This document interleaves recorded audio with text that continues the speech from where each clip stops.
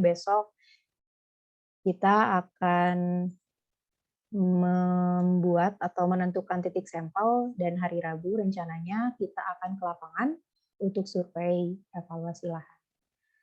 Untuk itu mangga Kang Rahmat untuk mulai materinya.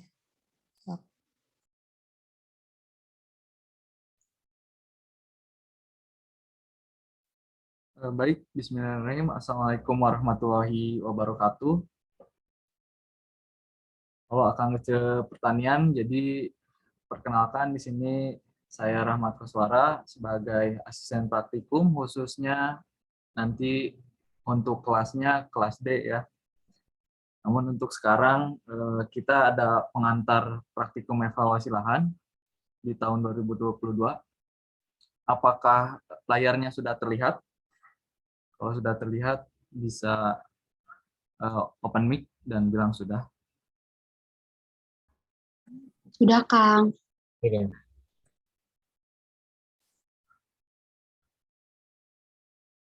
Nah, apakah berpindah PowerPoint-nya? Berpindah, Kang. Oke, aman berarti ya. Semuanya bisa melihat layarnya ya. Nah, jadi di output praktikum yang nanti akan dilaksanakan, di mana yang pertama akan ada mahasiswa menjadi terampil nih dalam menentukan, membedakan, dan membatasi bentuk lahan berdasarkan pengamatan satelit dan foto udara. Nah, untuk yang kedua, di mana mahasiswa terampil dalam mendigitasi peta dasar dan mempersiapkan peta kerja. Kemudian ya, yang ketiga ada dapat mendeskripsikan ulang bentuk tata guna lahan, menentukan titik sampling, cara pengambilan sampling, dan pengamatan sampling di lapangan. Kemudian yang keempat, ada mampu membuat peta kesesuaian lahan dengan menggunakan data yang ada. Yang kelima, mampu menyusun laporan kegiatan survei tanah dan evaluasi lahan. Dan yang terakhir, di mana mampu menyajikan hasil interpretasi data dan menyusun perencanaan tata guna lahan. Nah, baik, sebelum ke definisi evaluasi lahan, boleh bagi yang tahu ya, apa sih perbedaan tanah dengan lahan? Boleh? Open mic. Tadi kan mungkin di soal juga mengisi kalian. Sebutkan nama dan NPM-nya, boleh?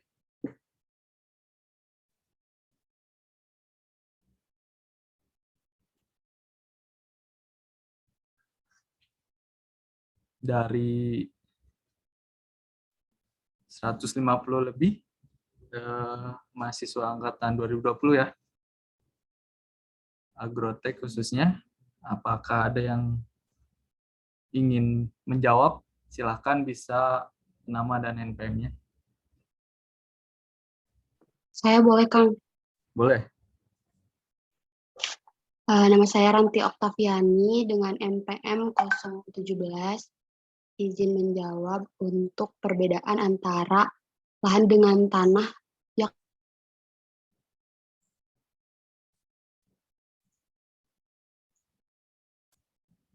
Ya, bagaimana? Suaranya putus-putus. Tadi pertanyaannya perbedaan antara lahan dengan tanah ya, Kang? Betul. Oke. Berdasarkan yang saya tahu, lahan itu merupakan area di permukaan bumi yang terdiri dari semua hal yang ada di atasnya. Seperti tanah, iklim, relief, air, manusia, hewan, dan tumbuhan yang berpengaruh terhadap penggunaan lahan. Sedangkan tanah itu merupakan bagian dari lahan yang berasal dari batuan yang telah mengalami pelapukan menjadi partikel kecil dan terdiri dari kombinasi sifat fisik, kimia, dan biologi. Betul. Terima kasih kepada Ranti. Ranti sudah menjawab. Ya, tadi mungkin saya akan mengulang di mana pengertian tanah sendiri kan tadi hasil pelapukan batuan dan bahan organik di permukaan bumi akibat pengaruh berbagai faktor lingkungan yang berlangsung dalam waktu lama ya. Tentunya di mana tanah ini merupakan bagian dari penyusun lahan.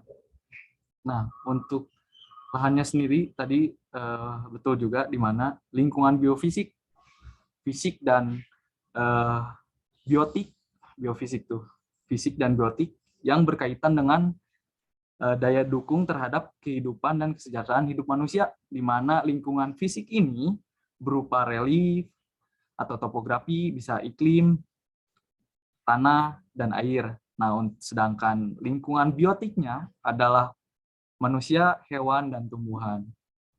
Oke, mantap. Terima kasih. Nah, tadi udah lahan nih. Sekarang evaluasinya sendiri itu apa sih definisinya? Ada yang mau menjawab? Definisi evaluasinya saja. Boleh? Seperti tadi Ranti menjawab. Jangan lupa disebutkan nama dan NPM-nya ya.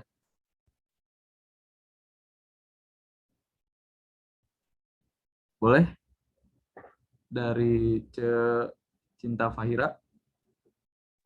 Iya, baik, terima kasih Kang. Tadi untuk definisi dari evaluasi itu sendiri ya Kang ya? Betul.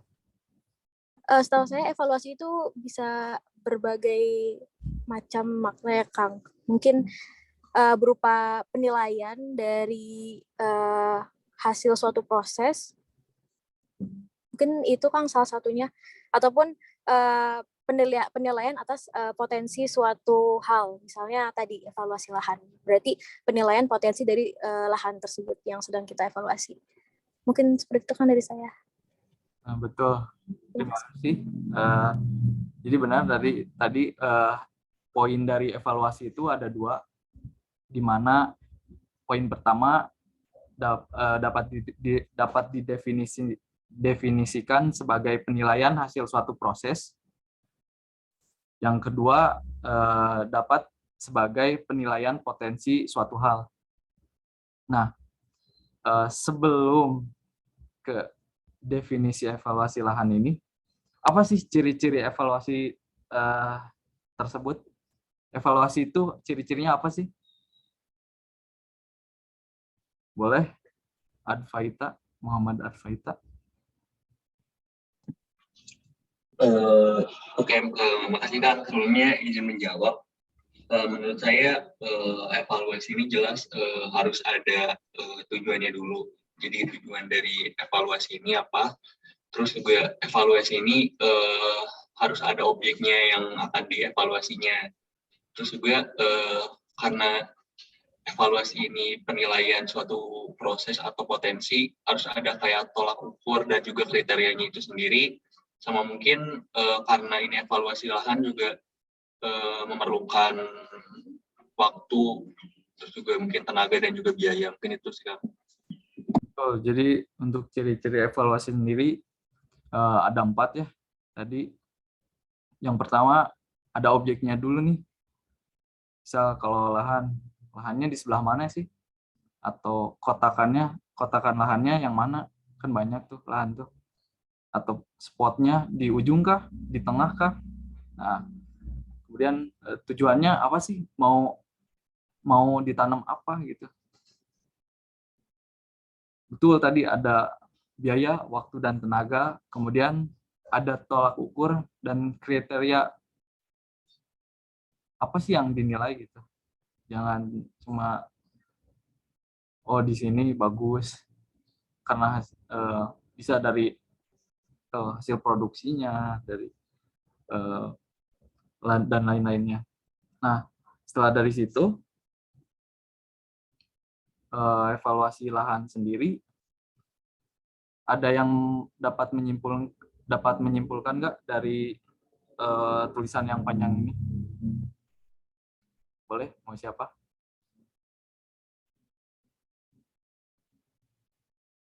Ada yang berani?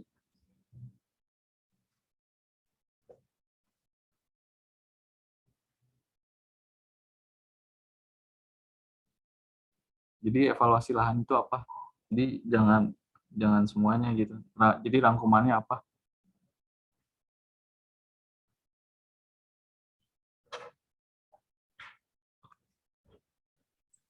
Atau sudah jelas ya? Mungkin dari PT ini juga di mana di paragraf pertama di mana proses pendugaan potensi lahan untuk macam-macam alternatif penggunaannya, atau dari FAO di mana penilaian performa lahan untuk berbagai penggunaan.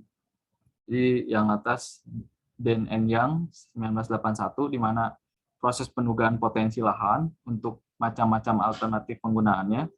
Kemudian ada dari Food and Agriculture Organization pada tahun 1976 di mana definisinya yaitu penilaian performa lahan untuk berbagai penggunaan.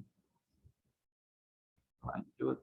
Nah, di sini evaluasi lahan itu basis data untuk kita mengevaluasi lahan tuh ada dua ya, ada langsung dan secara tidak langsung.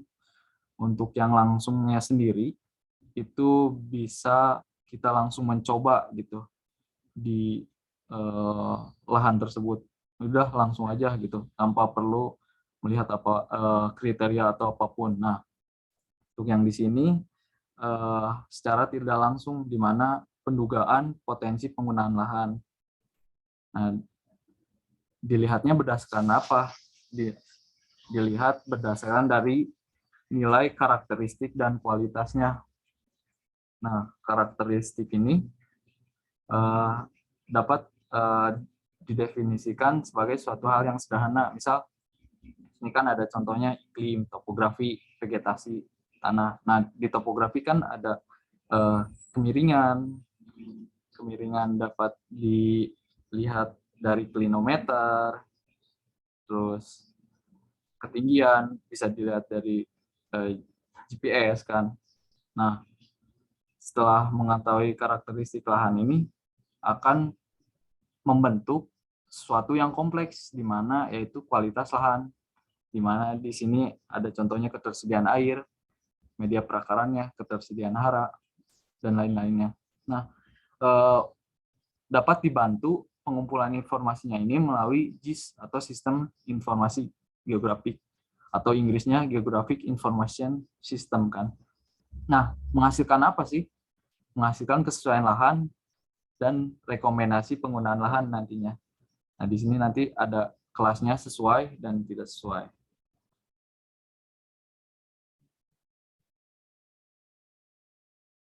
Oke, selanjutnya tadi ya udah disebutkan juga sama Kang Rahmat bahwa penilaian potensi lahan itu perlu mengumpulkan dulu karakteristik serta kualitasnya. Nah, ada tools yang bernama GIS itu untuk mengumpulkan informasi-informasi tersebut. Pertama, definisi GIS sendiri apa sih? Nah, GIS sendiri merupakan suatu alat untuk menghimpun informasi dalam bentuk data tabular atau data tabel. Di dalam alat tersebut itu bisa meng-capture atau mengambil, menyimpan, memperbaiki, memperbarui, mengelola, memanipulasi, lalu mengintegrasikan data, menganalisis, dan serta ditampilkan dalam bentuk spasial atau dalam bentuk peta, dalam bentuk informasi yang berbasis geografis. Itu menurut Arnold tahun 1991. Nah, data apa saja sih yang bisa digunakan atau dianalisis atau dikumpulkan melalui GIS? Tadi ada beberapa karakteristik yang bisa kan, yang perlu diamati. Yang pertama itu iklim, lereng atau lebih luasnya itu topografi. Lalu ada iklim, lereng, jenis tanah, jenis batuan atau litologi atau geologi. Lalu penggunaan lahan existing. Nah, itu data-data yang dapat disimpan atau di storing ke dalam sistem informasi geografis. Selanjutnya, data-data tersebut perlu diolah sedemikian rupa untuk menghasilkan informasi tertentu yang dapat dilihat secara visual. Nah, dalam hal ini, GIS itu kebanyakan digunakan dalam pembuatan peta-peta. Seperti itu. Selanjutnya.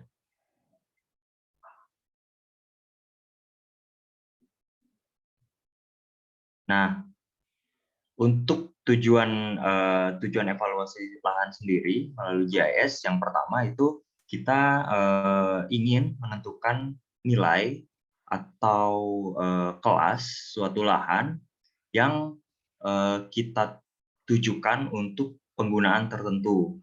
Contohnya, misalkan kita ingin menanam tanaman jagung di suatu daerah.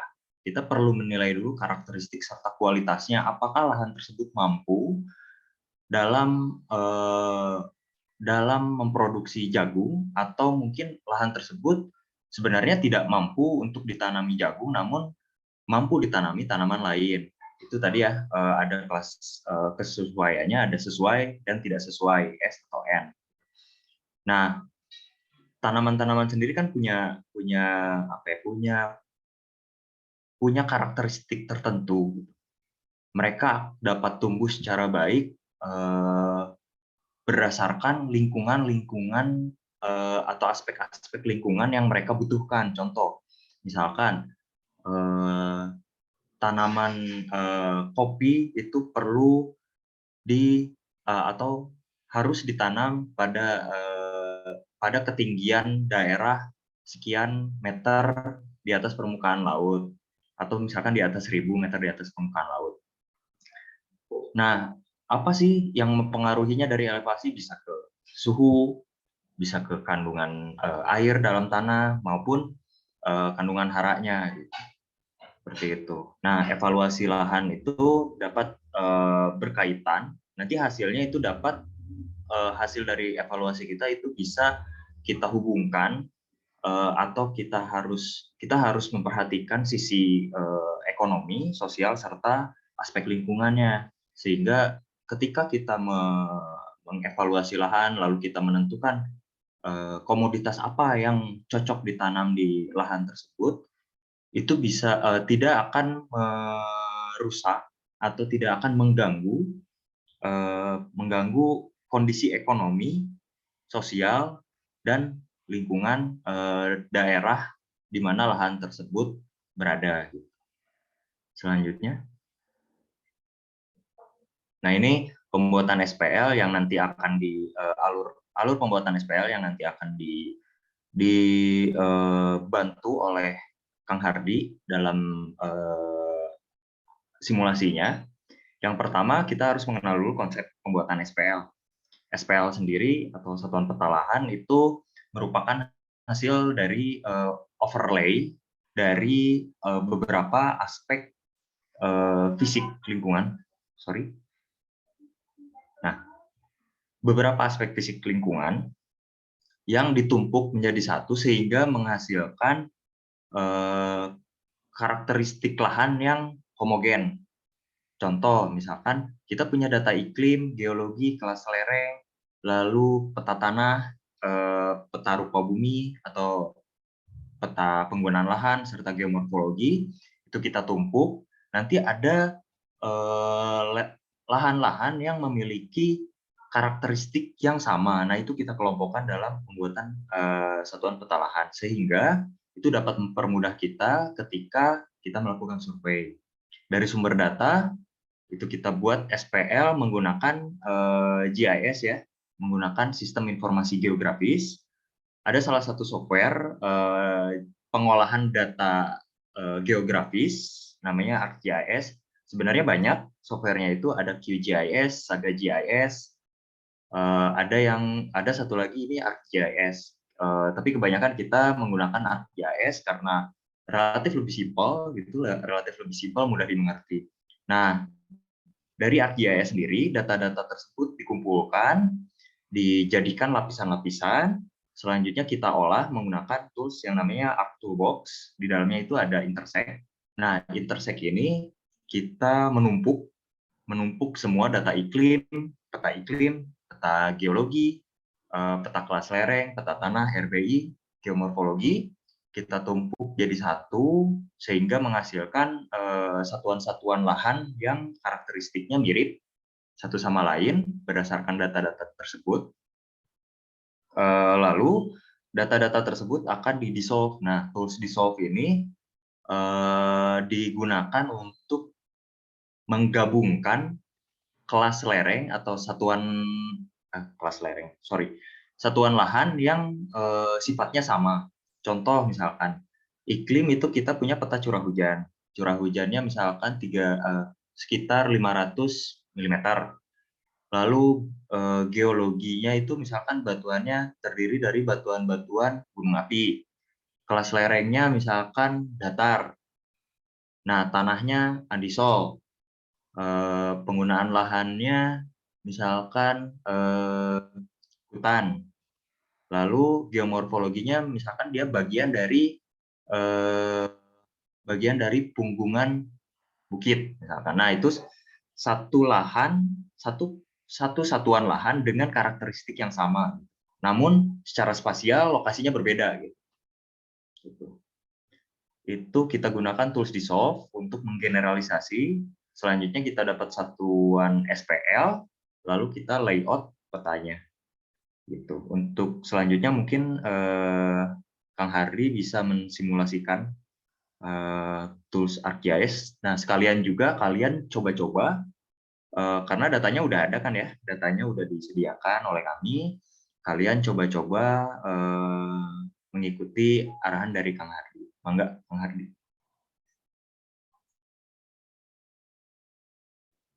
Oke ya, Assalamualaikum warahmatullahi wabarakatuh. Mungkin di sini saya akan mensimulasikan beberapa tools ya.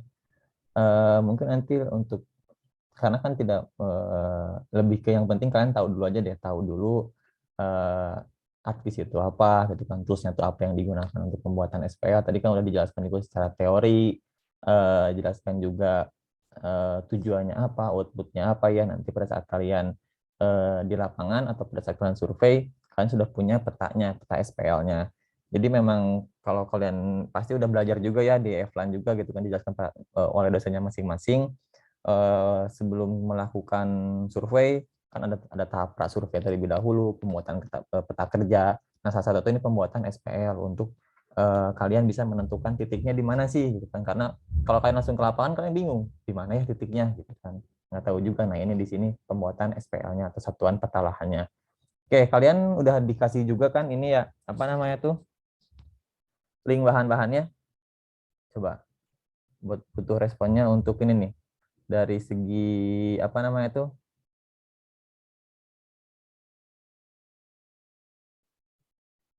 data-data dari untuk pembuatan SPL-nya, apakah udah dapat atau belum linknya yang dikirim dari KM masing-masing?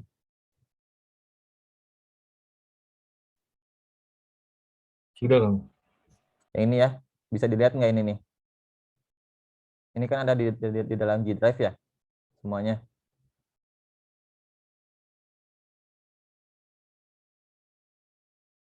Nah, nanti kalian seperti biasa ya, download dulu atau nanti ekstrak terlebih dahulu yang data for SPL, satuan peta lahan. Ini kan di sini nanti banyak nih data-data yang digunakan. Kita udah pilihin aja apa saja yang digunakan untuk pembuatan SPL. Tadi kan udah jelas juga ya, sumber datanya ada apa aja, kita butuh data apa aja. Butuh data elevasi, jenis tanah, kemiringan lereng gitu kan, litologi, dan juga penggunaan lahan. Nah, itu yang nanti akan kita menjadi sumber data atau jadi sebuah landasan untuk kita pembuatan SPL gitu. Nah, data-data sendiri ini tuh bisa didapatkan juga jika untuk dari penggunaan lahan, terus mungkin jenis tanah juga, jenis tanah kemiringan lereng. Kalau kemiringan dengan elevasi itu bisa didapatkan juga di data Demnas ya, atau kalian bisa juga, mungkin nanti kita akan kasih juga link webnya dari USGS USGS atau di tanahair.indonesia.co.id. Nah, itu juga ada tuh data-data SHP ya untuk pembuatan SPL. Nanti kalian tinggal milih aja atau kalian tinggal download aja. Di sini kita hanya yang dibutuhkan saja untuk pembuatan SPL. Oke, selanjutnya kita langsung masuk aja ke ArcGIS-nya. Ini kalian udah coba install juga ya ArcGIS-nya. Nanti kalau bisa di kelasnya tuh di satu kelas ya minimal ada 3 orang yang udah bisa menginstal ArcGIS-nya. Itu minimal 3 orang tuh ya. Jadi nanti pada saat kita akan ke lapangan kita akan bagi kelompok menjadi ya sekitar tiga kelompok lah berarti ya. Pokoknya lebih dari 3 juga, lebih dari 3 nggak apa-apa sih ya untuk yang install ArcGIS ini. Yang penting kalian minimal harus ada 3 orang per kelas yang dapat mengakses ArcGIS ini atau ArcMap ini kayak gitu. Jadi biar lebih gampang juga pada saat nanti kalian pembuatan SPL kayak gitu. Nah, nanti kalau pada saat kalian buka ArcGIS-nya langsung ada blank map, kalian langsung oke aja ya blank map-nya. Nanti akan muncul layer kosong kayak gini. Nah, setelahnya kayak gimana kalian bisa lihat di sini ada add data. Add data. Nah, untuk add data sendiri kalian awalnya mungkin atau enggak, jadi sebelumnya tuh kalian bikin folder dulu ya, folder yang khusus untuk SPL. Contohnya nanti kalian klik dulu connect to folder. Nah, nanti kan kalian yang sebelumnya itu diekstrak nih ya, ekstrak di mana nih sama kalian si filenya. Nah, kalau saya ekstraknya di misalnya tuh di sini. Nah, praktikum Eflan kan ya. Jadi nanti kalian di sini tinggal oke aja di connect to folder, untuk kalian nanti langsung akan muncul nih data for SPL-nya. Ada apa aja. Setelah itu kalian tinggal masukin aja semuanya. Karena ini kan yang dibutuhkan untuk pembuatan SPL. Oke, tinggal di-add. Nah, ini. Jadi di sini peta SPL yang akan kita buat kan daerah Ciparanji ya. Jadi kita udah mendigitasi ulang juga dari segi penggunaan, dari segi petanya gitu kan, atau daerahnya Ciparanji. Kayak gitu. Jadi kalau kalian lihat Ciparanji kan daerahnya kecil ya. Atau misalnya ibaratnya apa ya? Kalau kita lihat di data peta RBI kan itu skala 25.000 gitu kan. Tadi kan dijelasin juga pada saat pembuatan RPL ada skala layout. Nah, ini yang kita buat ini ada skala layout. Skala yang kita buat sendiri atau layout sendirilah gitu kan, didigitasi ulang agar hanya mencakup daerah Ciparanjinya saja, tidak keseluruhan. Seperti itu. Jadi kalau kalian nanti mau download data tuh di RBI itu kan per kabupaten, per ya kabupaten atau kota lah. Jadi kota Bandung, Kabupaten Bandung Barat, Kabupaten Bandung. Nah itu nanti kalian pilihin yang mana nih daerah, misalnya daerah Cimahi mana gitu kan. Berarti masuknya kemana gitu. Oke, di sini tadi langsung lanjut menggunakan tools intersect. Bentar ya. Nah, di sini kalian ada beberapa tools juga ya. Mungkin saya nggak akan kenalkan semua juga. Kalian bisa ngulik sendiri aja. Di sini bisa dilihat ada tabel of content, ada katalog, ada search, ada ArcToolbox gitu kan. Terus ada Python dan juga model builder. Nah, di sini karena kita menggunakan intersect, kalian bisa searching di sini, bisa dilihat di ArcToolbox-nya langsung. Atau kalian bisa lihat atau kalian bisa langsung search di sini, langsung diketik misalnya tuh intersect gitu kan kayak gitu. Nah, di sini juga bisa kalian nanti kalian kalau karena hari ini ngalangin. Nah, karena apa misalnya tuh di sini kan agak lumayan ribet juga ya, kalian bisa langsung search juga karena kan harus dibuka satu-satu.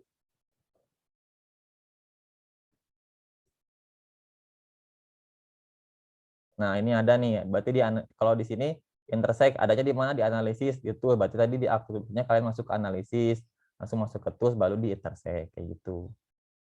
Ya. Oke.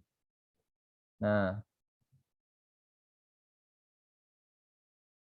oke di daerah atas juga sebenarnya ada ya. Cuman ini karena saya share screen, jadi saya terhalangi oleh si Zoom-nya. Jadi bagian atasnya tertutupi. Lah, tidak apa-apa lah. Kita langsung masuk aja ke intersect. Kalian tinggal klik aja intersect-nya. Terus kalian masukkan data-data apa saja yang dibutuhkan. Berarti kan di sini udah dipanggil nih ya. Udah kita panggil nih. Diimport data-datanya, kalian masukkan, input, elevasi.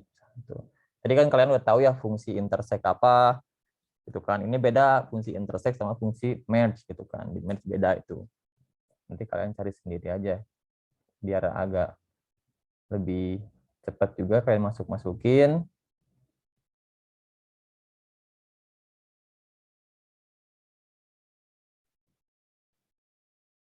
Oke, untuk outputnya kalian boleh setelah tadi connect to folder ya, berarti kan kalian udah ada langsung nih folder connection kan nih, yang praktikum FLAN. Nah, kalian boleh simpan di sini aja, itu data for SPL. Di sini kita buat misalnya peta yang telah diintersect gitu ya, peta for intersect misalnya. Oke, save. Oke, untuk ininya apakah menggunakan decimal degree atau menggunakan meter? Sebenarnya kalau untuk luasan lebih enaknya kita menggunakan apa namanya tuh decimal degree aja gitu kan. Tapi bisa juga kalian menggunakan meter. Nanti perbedaannya tuh lebih ke dari segi luasan yang akan muncul di atribut tabelnya aja sih nanti. Gitu. Tapi kalau nanti kalian tinggal kalau misalnya tuh mau lihat luasannya, kalian klik kanan aja di kita ini oke dulu, ini udah langsung aja di oke. Nah, nanti kalian kalau mau lihat beberapa, misalnya nih, ini penggunaan lahannya ada apa aja sih? Kalian klik kanan, open attribute table. Nah, ada tuh kan, ada bangunan, hutan, ladang, lahan beras, sawah ada hujan, semak belukar, tubuh air. Nah, itu ini penggunaan lahannya. Kalau kalian pengen lihat kayak elevasinya ada apa aja sih, ada berapa macam gitu. Oke, terus setelah di intersect tunggu dulu sampai si prosesnya juga bisa.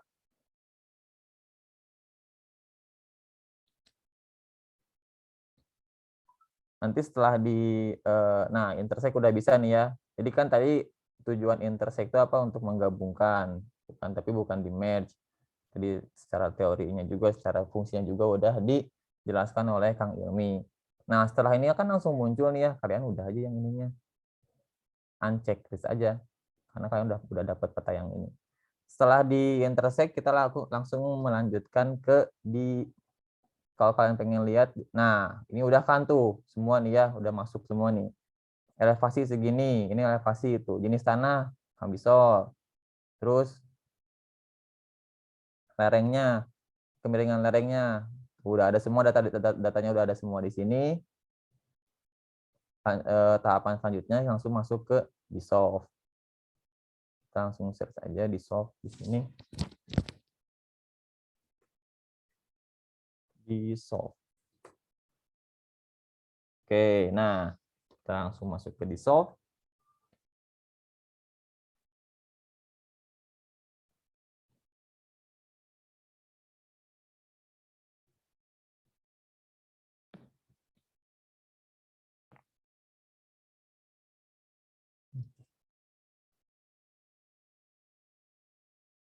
Nah, oke.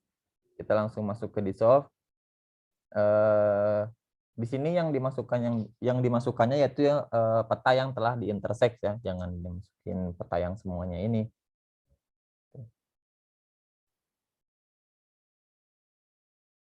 Nah, sama kalian juga ini simpennya di mana?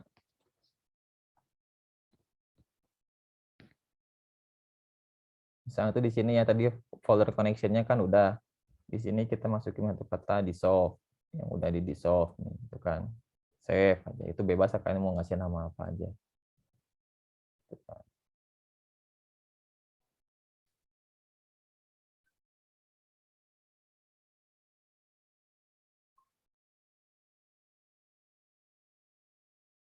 Oke. Nah, di sini saya agak lupa. Kang Ilmi, kalau misalnya tuh di dissolve ini, apakah kita harus di checklist semua atau nggak usah ya? Boleh, sebenarnya bisa di checklist, bisa enggak. Karena Bisa di enggak solve kan itu ya? kan sebenarnya mengurangi jumlah apa ya? Menggabung semua data di dalam tabel yang tadi ya, di attribute table itu, Ya. menggabung semua datanya menjadi satu kolom aja gitu, atau satu baris gitu. Nah, itu bisa juga kita checklist satu-satu, misalkan elevasi SPT, maksudnya yang FID-nya grid code itu kan sebenarnya tabel yang atau kolom yang kita nggak pengen kan. Ya, betul. Nah, bisa langsung kita checklist aja elevasi, SPT, kayak Ya. gitu. Yang dibutuhin aja kan tadi pada saat kalian lihat di open attribute table banyak banget kan gitu. Nah, kalian pengennya apa aja gitu yang di ininya. Oke. Lereng.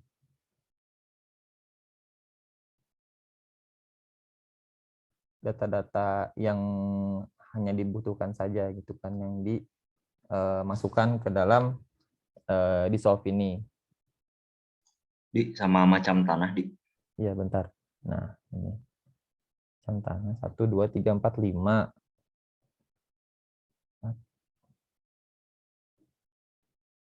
Penggunaan lahannya name. Name underscore 1 atau name yang ini? Coba dua-duanya. Nanti tinggal dihapus. Oke. Batuannya formation ya. Batuan geologi. Oke. Biar kalau misalnya kalian lupa ya, tinggal kalian lihat dulu aja di sini. Coba dulu apa aja nih yang dibutuhin. Misalnya tuh, oh ini namanya elevasi nih di atasnya ya. Elevasi, berarti SPT, terus macam tanah, nama-namanya. Terus grid kode ini untuk menunjukkan 1 atau 2-nya. Lereng, name, formation, sama name underscore 1. Nah, itu kalian inget-inget berarti nanti yang dimasukin itu aja. Itu kan kayak tadi yang feed jenis SPT itu nggak usah. Itu kan feed elevasi juga nggak usah. Gitu. Jadi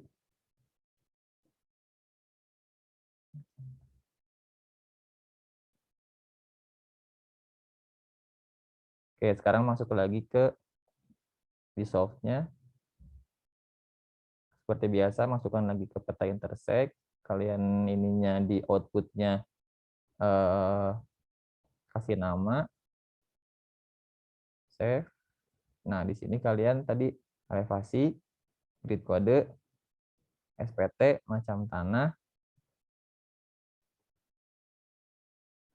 lereng, name, name nggak usah, formation, sama name. Oh iya benar. Oke, segini ya. Jadi setelah itu udah di checklist semua kayak gitu, langsung aja klik OK. Tinggal ditunggu hasilnya atau prosesnya. Nah, udah beres kan nih ya, di dissolve nih. Kalian yang ininya uncheck dulu. Kita lihat tadi apa yang keluarnya ada apa aja. Tuh, langsung kan ya. Tadi yang tidak perlu, yang tabel-tabel yang tidak diperlukan itu dihilangkan. Seperti itu. Oke, ada yang mau tanyain dulu nggak sampai dissolve dulu nih? Coba. Mungkin mau nambahin di. Ya. Nah, kalau kalian coba buka lagi deh. Oke. Open attribute table. Nah, tadi ya dari elevasi tadi ada berapa kelas? Ada 2 kelas ya. Elevasi itu dari 765 sampai 804 mdpl sampai ke 804 sampai 843 mdpl dari 2 kelas. Terus lereng ada berapa kelas nih? 1, 2, ada 5 kelas. Ada 5 kelas ya. Ada 5 kelas ya. Sampai 60. Oke, ada 5 kelas lereng. Terus ininya geologinya, litologinya ada 1 ya? Ada 1. Ada 1. Terus jenis tanah sama ya, kami soal rumik semua. Terus coba klik 2 kali di name 1 itu di name _ 1, sorry. Oh ini. Ya itu, kita sorting. Ada penggunaan lahan, ada bangunan, hutan, ladang, lahan beras, sawah tanah hujan, sama semak belukar, ada 5 ya. Itu buah air, 1, 2, 3, 4, 6 ya, ada 6. Ada 6. Nah, dari penggunaan lahan 6 kelas, terus lereng tadi ada 5 kelas, terus elevasi 2 kelas, litologi 1 kelas tuh, sama jenis tanah 1 kelas. Itu menghasilkan, kalau kalian lihat tuh di bagian bawah dari tabel ada 0 out of 43 selected, berarti totalnya ada 43 satuan lahan yang punya karakteristik yang sama. Gitu. Contoh misalkan coba diklik FID, yang di FID atau kirinya. Sorry, itu kanan ya, kirinya. Nah, bawahnya. Nah, coba kita lihat petanya. Digeser aja tabelnya. Digeser. Atau nggak dikecilin, kita lihat petanya dulu. Nah, tuh ada yang bulat biru gitu kan. Nah, itu berarti satuan lahan yang punya karakteristik elevasi 765 sampai 804, tanahnya kamisol humik, batuannya itu produk gunung api muda, lerengnya 0 sampai 15 derajat, dan sebagainya kayak gitu. Jadi itu 43 itu beda-beda karakteristik. Gitu. Sok mangga Hardi. Kalau ada yang mau ditanyain boleh.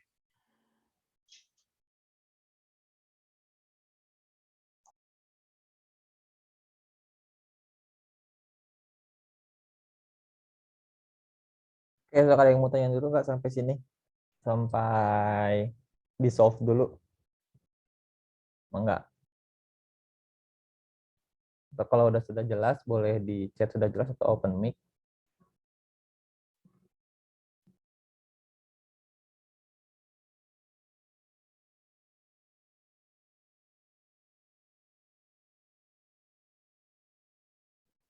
Yuk, mana ini akan ngecek semua? Apakah sudah jelas atau ada yang mau tanyain? Oke, mungkin saya mau nanya dulu ke KM kelas A. KM kelas A udah ada informasi belum mengenai siapa yang sudah menginstal ArcGIS-nya? Mana KM kelas A? Udah ada beberapa yang install, Kang. Beberapa tuh lebih dari 3 kah? Ada lebih dari 3, Kang. Oke, bagus. Untuk kelas B, mana KM kelas B?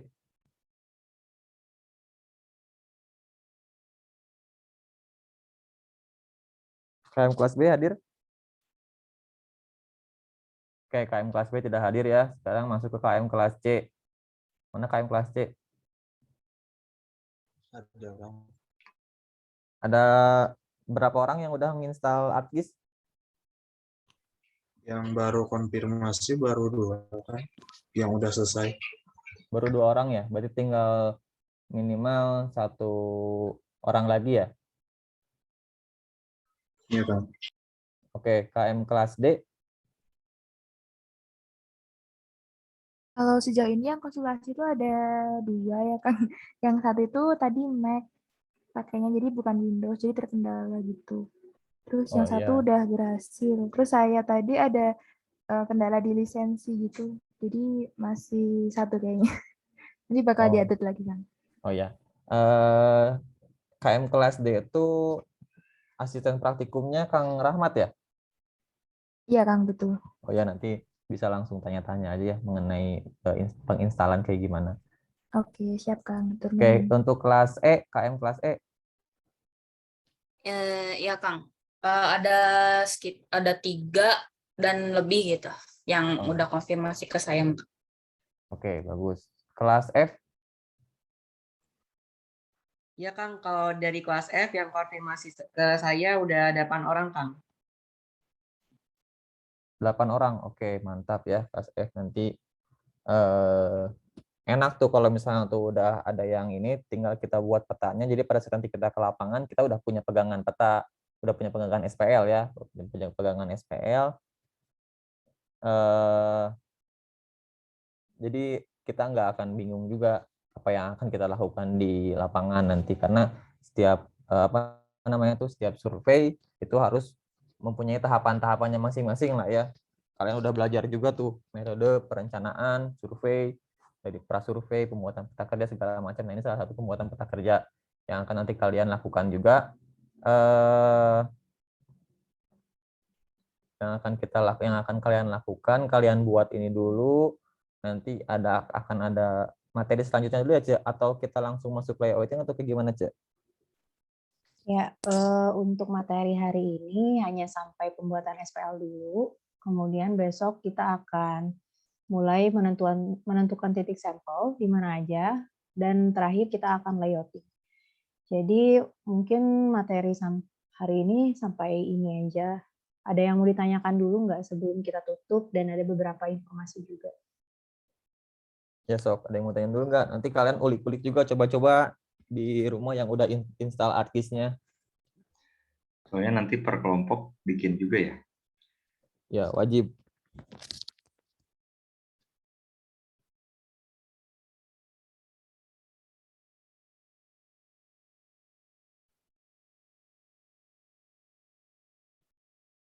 Oke, jika tidak ada atau cukup, coba respon juga ya di chat atau open mic.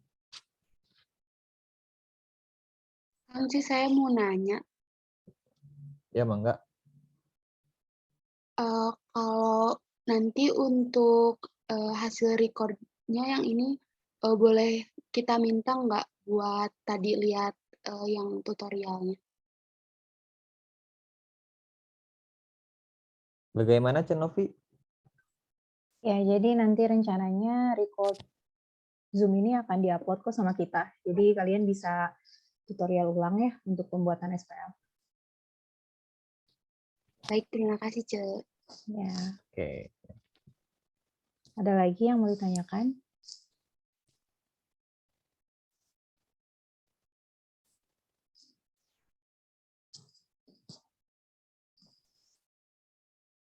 Oke, sepertinya aman, Cek. Nanti kita akan upload juga ininya, Oke. recordnya. Oke, terakhir mungkin ini link absensi. Aku lihat di sini partisipannya ada sekitar 160 orang ya dari mahasiswanya. Lebih dari itu dianggap tidak hadir. Jadi kalau misalnya absennya ternyata ada yang ngisi lebih dari 160, 161. Di sini terakhir ya, 161. Itu kita nggak anggap tidak hadir ya. Jadi jangan kirim link absensi di grup kelas juga kalau ada orang yang nggak hadir.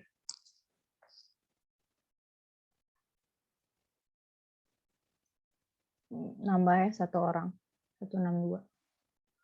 Oke, jangan lupa diisi link absensinya. Besok kita praktikum lagi secara daring untuk penentuan titik sampel dan juga terakhir layouting peta. Apabila ada yang ditanyakan, langsung aja ke asisten praktikum kelasnya masing-masing. Misalnya ada yang lupa atau susah untuk install, kemudian SPL-nya juga belum bisa dibuat, atau ada kendala apapun, hubungin aja asisten praktikumnya masing-masing. Udah tahu kan ya per kelasnya, dan diharap juga KM dari masing-masing kelas responsif ya, tidak slow respon, nanti juga kasihan teman-teman kelasnya jadi kehambat juga. Gitu paling, kalau tidak ada yang ditanyakan. Oke ya, izin menambahkan juga, ini praktikum Evan, apa ya ibaratnya, mungkin kalian kan udah dapat info juga dari dosen-dosen ya, dari para dosen juga untuk praktikum Evan. Maka tadi kata Cenovi juga, jangan untuk KM-nya gitu kan, KM-nya yang terpenting jangan slow respon. Apabila ada informasi-informasi yang akan diberikan, langsung dikirim atau di-share ke grup kelasnya masing-masing, karena ini akan menyangkut nilai teman-teman juga ya semua di sini. Apakah kalian kan nggak mau juga ya praktikum Evan harus ngulang di tahun depan, bukan di semester depan loh, tapi di tahun depan. Karena kan Evan berarti ya adanya di semester genap ya. Nah itu jadi di sini mungkin atau core-nya ya atau intinya tuh ada di KM karena kita kan penyambung lidah kita kan KM-nya.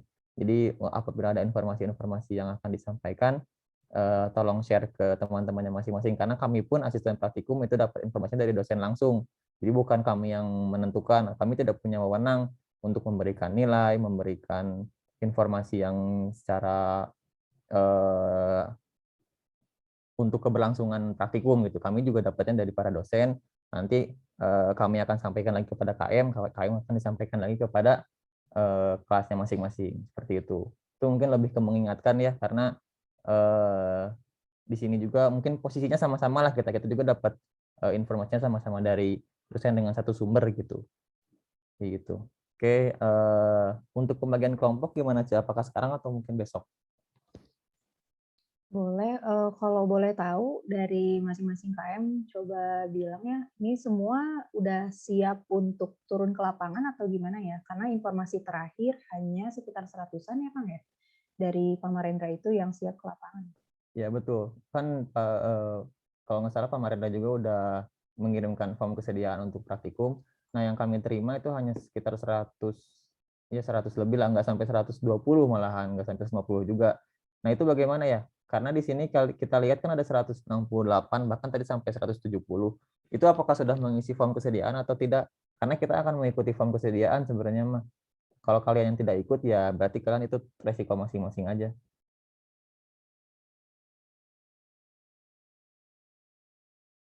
Gimana? Mungkin mulai dari kelas A, boleh KM-nya dulu bicara. Iya Kang, kalau yang dari kalau dari kelas A ada kebanyakan sih ngisinya ikut, tapi ada juga yang nggak ikut gitu. Tapi tetap ngisi form kesediaan juga, kan pilihannya ada yang bersedia, ada yang nggak bersedia gitu. Tapi yang nggak bersedia juga aku udah suruh isi gitu. Nah untuk list yang nggak bersedianya ada berapa orang ya kira-kira kelas A? Kurang tahu Kang, karena datanya dipegang sama Pak Maren. Tapi udah dipastiin semua isi ya? Insya Allah semuanya udah ngisi, Cak. Oke, kalau kelas B gimana? Oh, kelas B KM-nya nggak ada ya tadi? Oke, kelas C?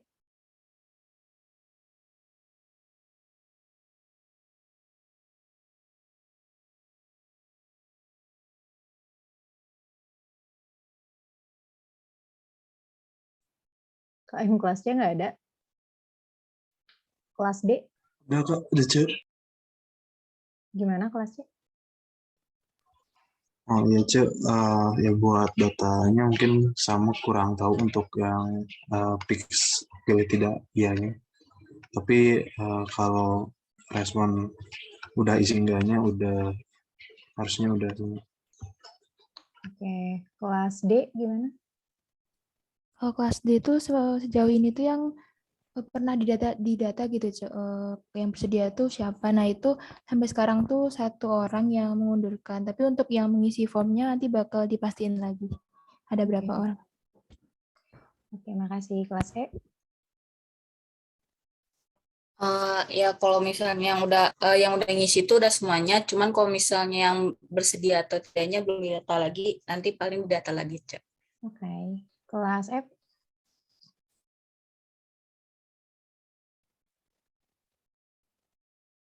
KM kelas F nggak ada?